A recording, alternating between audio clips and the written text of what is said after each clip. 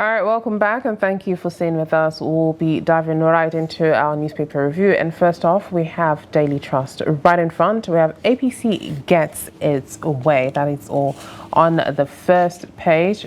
We have continuation on pages 4, 5 and 6 of the Daily Trust.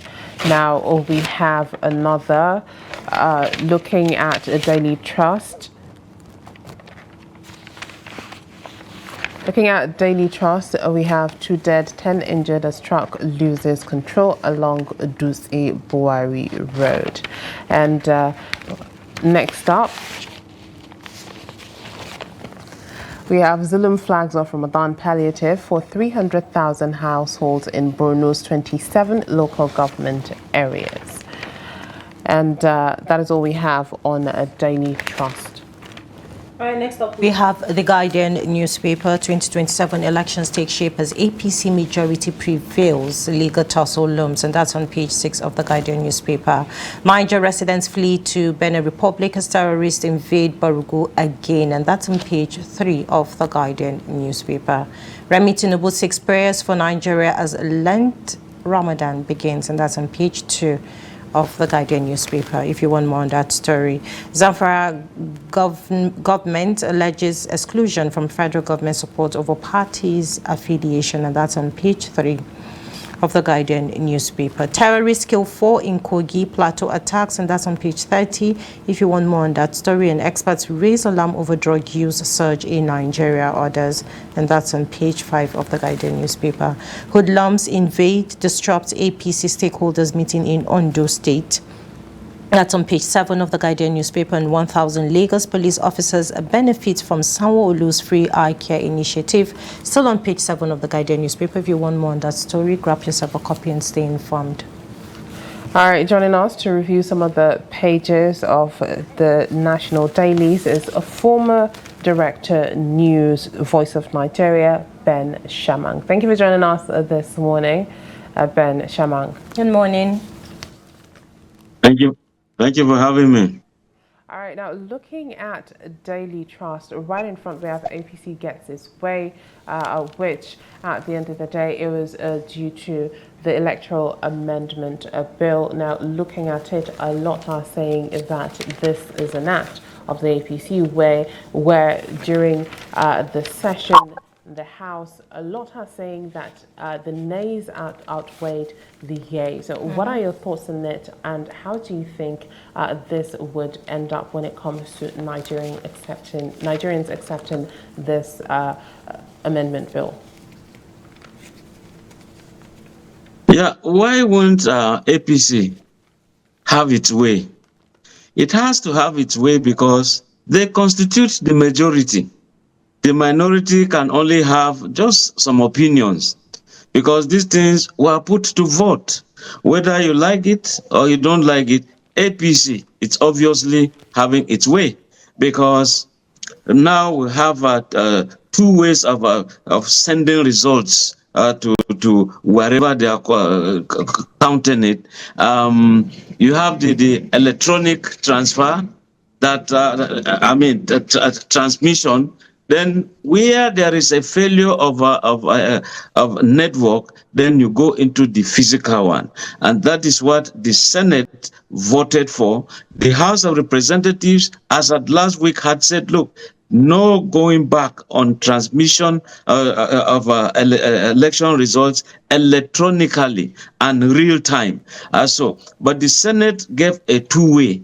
And that 2-way, again, they had to harmonize yesterday in very rowdy situations. The situation now is some people feel there is going to be a room for rigging. The room for rigging will be where you have the proviso that says when the system fails, you go manual.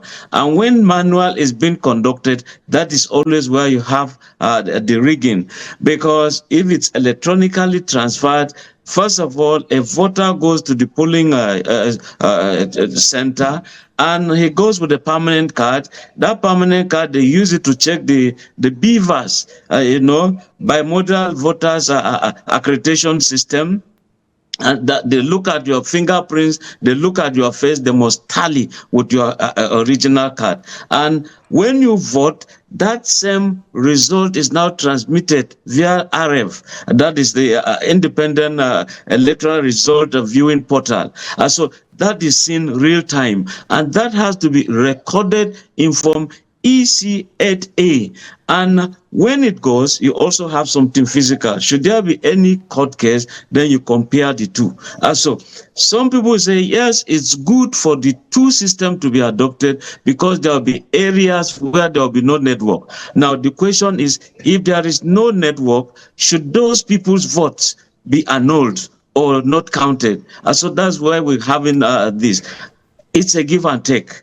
Should I say this is the one I want? Well, I think that Nigerians should just have the best of election results so that everybody's vote will count.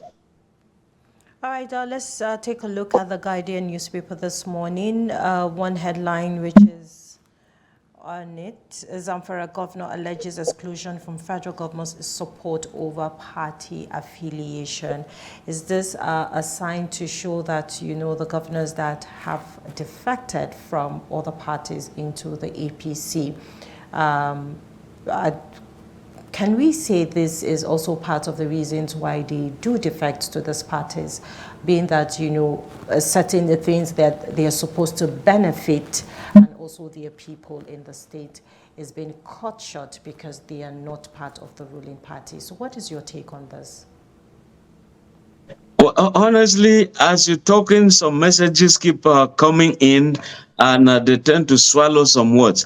But if your question means that there are some governors who just cross over, and but crossing over, the usual cliche, the usual explanation is that they want to be part of the mainstream government. Some people can remain in opposition and they make it.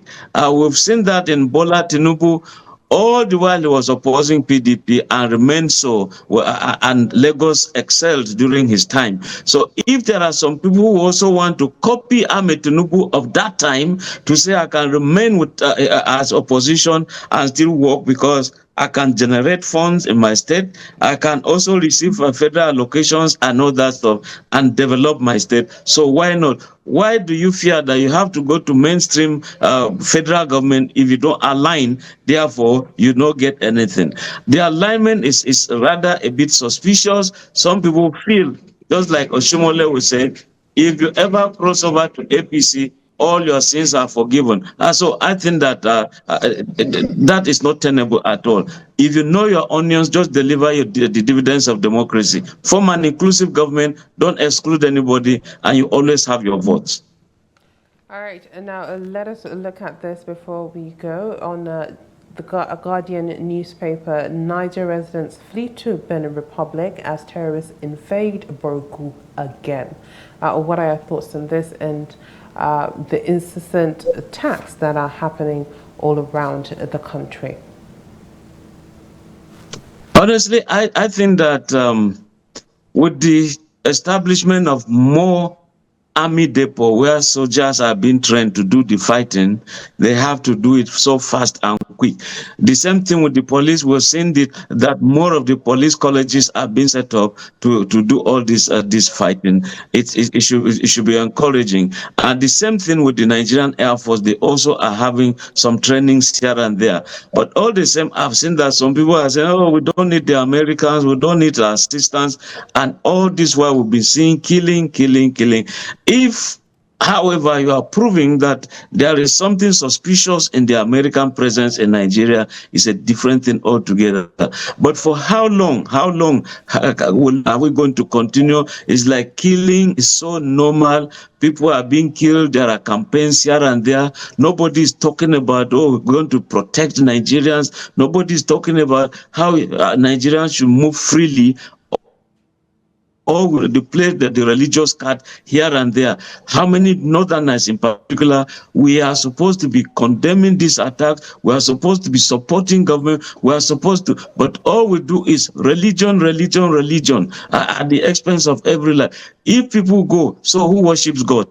And God has given us the intellect, the capability to do things, but corruption will not allow us to do what we are supposed to do. So it's heartbreaking that many people are being killed in Nigeria and they are running to Niger Republic. It's one of the worst things that will happen in Nigeria. And I think that the federal government should, do so much.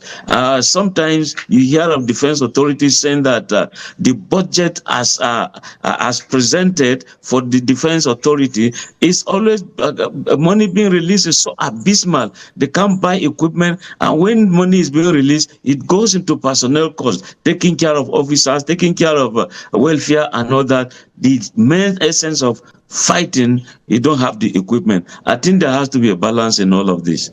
All right, thank you very much, Mr. Ben Shamang, for highlighting, or I would say reviewing the front page of our national dailies this morning. Thank you for having me. Absolutely. All right, now with that, we've come to the end of Daybreak on Trust TV. Make sure you tune in tomorrow morning at 8 a.m. so you don't miss out on engaging, interesting conversations as always. I am Hawa Adamikiawa. Thank you for watching. And I am Mimuna Bagudu. Follow us on all of our social media platforms and subscribe to our YouTube channel for more news. Have a great day.